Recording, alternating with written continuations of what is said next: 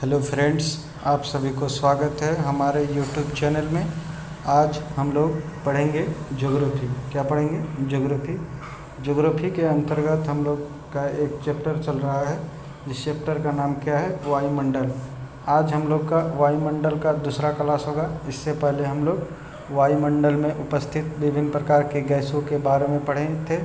आज हम लोग पढ़ेंगे वायुमंडल की संरचना के बारे में, जैसे एक्सोस्फीयर और ट्रोपोस्फीयर, मेसोस्फीयर, स्ट्रेटोस्फीयर और थर्मोस्फीयर के बारे में आज पढ़ेंगे। और हम लोग इस चैप्टर को बिल्कुल आसान भाषा में और बेसिक तरीके से समझने का प्रयास करेंगे। और पिछले वीडियो में भी हम लोग उसको आसानी से समझे थे। और ये अगर आप जिस भी एग्ज़ाम, कॉम्पिटिटिव एग्ज़ाम की तैयारी करते हैं, जैसे रेलवे में आता है आपका क्या हुआ, ग्रुप डी हुआ, एनटीपीसी हुआ, ईएलपी हुआ, टेक्नीशियन हुआ, एसएससी में जितना सीजीएल, सीएचएसएल हुआ, और banking, Bihar police, state police जितने भी है, दरोगा, इस सभी एग्ज़ाम के लिए क्या होता है, काफ़ी महत्वपूर्ण होगा ये चैप्टर। तो चलिए देखते हैं। तो सबसे पहले हम लोग का यहाँ वायुमंडल में सबसे पहले मेरा पहला पदार्थ क्या आता है? क्षोभमंडल। क्या होता है? ये मान लो मेरा क्या है? वायुमंडल है। ठीक, थोड़ा सा चित्र बना लेते हैं। ये मेरा क्या है? वायुमंडल। ठीक, और इसके अंतर्गत इसको हिस्सा करेंगे, और इसमें थोड़ा सा नहीं बन पाता है, हम ऐसे ही बनाते हैं इसको। ये मान लो मेरा वायुमंडल है। ठीक, इसमें ये इधर हो गया क्षोभमंडल, समताप मंडल, माध्यमंडल, आयन मंडल और वायुमंडल। तो हम लोग इसको सबसे पहले क्षोभमंडल के बारे में देखेंगे।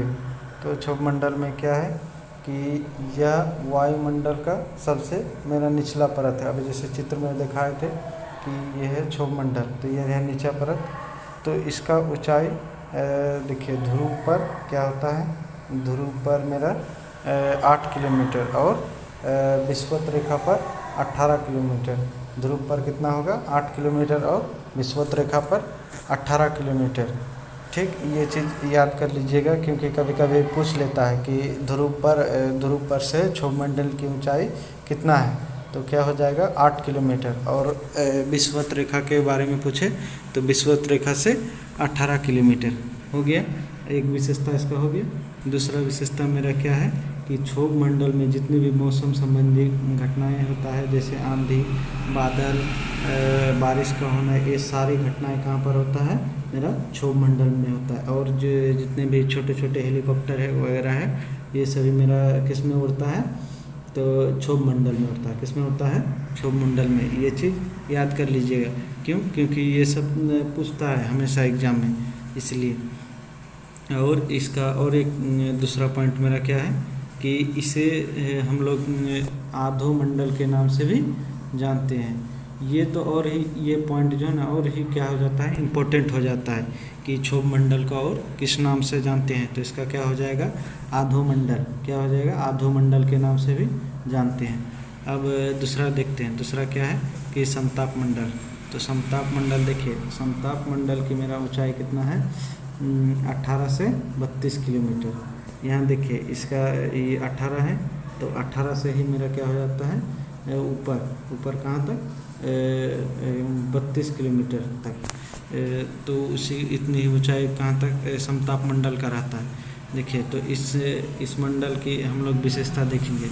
तो इस मंडल में मेरा क्या हो जाता है? इसमें तापमान मेरा समान रहता है।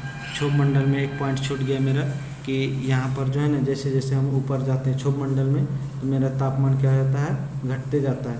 जैसे देखिए, अगर हम जाते गए तो अगर 165 मीटर ऊपर चले गए तो मेरा 1 डिग्री तापमान क्या हो जाता है? घट जाता है। कितना घट जाता है? 1 डिग्री तापमान घट जाता है। तो और यहाँ देखिए, समताप मंडल में क्या होता है कि यहाँ पर ताप समान रहता है। अगर 10 डिग्री तापमान है तो 10 डिग्री ही रहेगा सब जगह, मतलब 18 से 32 किलोमीटर तक ऊंचाई तक ही इसका तापमान क्या रहेगा? समान रहेगा। इस मंडल में और एक क्या विशेषता है कि हवाई जहाज, जैसे जिसमें यात्री चढ़ के जाता है, और फाइटर, ये सभी सारा चीज़ कहाँ पर मेरा समताप मंडल में उड़ता है। ठीक। और एक इसमें और एक महत्वपूर्ण बिंदु क्या है मेरा कि ओजोन परत। ओजोन परत जो है, ओजोन परत भी किस मंडल में पाया जाता है? समताप मंडल। यहाँ थोड़ा सा समझ लेते हैं कि ओजोन परत आखिर है क्या चीज़। तो ओजोन परत एक ई है, क्या है? ऑक्सीजन का एक अणु है, ठीक। इसमें ऑक्सीजन के 3 अणु को ही ओजोन परत कहते हैं। इसका काम क्या है कि जैसे यहाँ सूर्य है तो मतलब क्या बोलते हैं कि सूर्य से आने वाली पराबैंगनी किरणों को रोकती है। कौन? ओजोन परत। कौन रोकती है? तो ओजोन परत। अच्छा, तो पराबैंगनी मतलब किरण से क्या होता है? तो जैसे पराबैंगनी सूर्य की किरण से आता है, अगर ये नहीं रहेगा तो डायरेक्ट पृथ्वी पर आएगी। और पृथ्वी पर क्या होता है? आदमी सब रहता है, जीव जंतु पेड़ पौधे सभी रहता है। तो आदमी पर क्या होगा कि पराबैंगनी किरणें पड़ने से आदमी के त्वचा में छाले पड़ जाएंगे, कैंसर हो जाएंगे, ये सारी बीमारी हो जाएगी। इसलिए ओजोन परत का होना कितना ज़रूरी है। तो और इसमें देखिए ओजोन परत क्या होता है, ये धीरे धीरे इसमें पतला भी हो जाता है। क्यों? क्योंकि जैसे यहाँ पृथ्वी में हम लोग क्या कहते हैं, फ्रिज है, फ्रिज इसमें CFC गैस निकलता है। CFC गैस का मतलब क्या हुआ? क्लोरोफ्लोरोकार्बन। इससे इसको ओजोन परत को क्या होता है? काफ़ी क्षति होता है। तो ये सारे चीज़ इम्पोर्टेंट हो जाता है, याद कर लीजिएगा। तो चलिए अब तीसरा मेरा क्या है? मध्यमंडल। मध्यमंडल में क्या है कि यह वायुमंडल का मेरा क्या है? तीसरी परत है। इसकी औसत ऊंचाई कितना है कि 32 से 50 किलोमीटर। कितना है? 32 से 50 किलोमीटर। ये डेटा कभी मतलब अलग अलग बुक में अलग अलग रहता है, इसलिए इसमें कन्फ्यूजन होने की ज़रूरत नहीं। ऑप्शन के हिसाब से टिक मारना है, जैसे एग्ज़ाम में ऑप्शन रहेगा उस हिसाब से मारना है।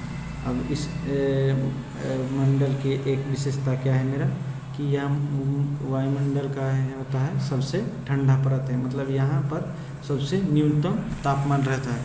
कौन सा मंडल में? मध्यमंडल में। जैसे एग्जाम में पूछ देगा कि वायुमंडल के किस परत में तापमान सबसे न्यूनतम रहता है, इसमें ऑप्शन दे देगा समताप मंडल, मध्यमंडल, क्षोभ मंडल। तो मेरा क्या हो जाएगा? मध्यमंडल। तो चलिए अब नेक्स्ट देखते हैं। नेक्स्ट क्या है मेरा? आयन मंडल। क्या है? आयन मंडल। इसमें देखिए आयन मंडल में क्या होता है कि यह इसकी ऊंचाई 50 से 640 किलोमीटर रहता है। इसमें संचार उपग्रह इसी मंडल में अवस्थित होता है। जैसे टेलीविज़न देखते हैं, रेडियो सुनते हैं, ये सारी चीज़ किस मंडल से आयन ये होता है तो संचारित होता है? तो मेरा आयन मंडल से।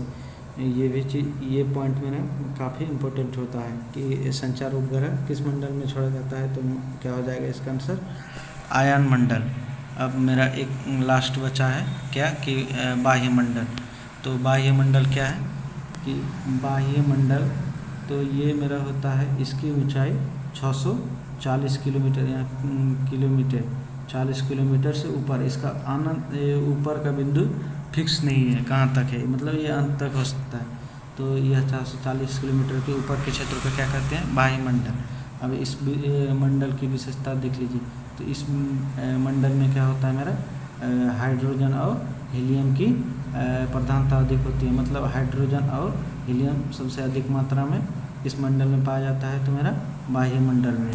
तो आज मतलब ये वायुमंडल चैप्टर मेरा कंप्लीट हो गया।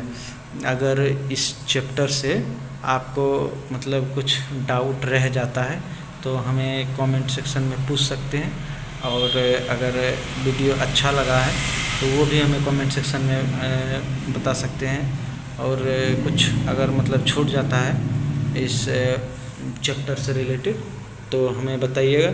हम हो सके तो इसको नेक्स्ट वीडियो में ज़रूर बताने का प्रयास करेंगे।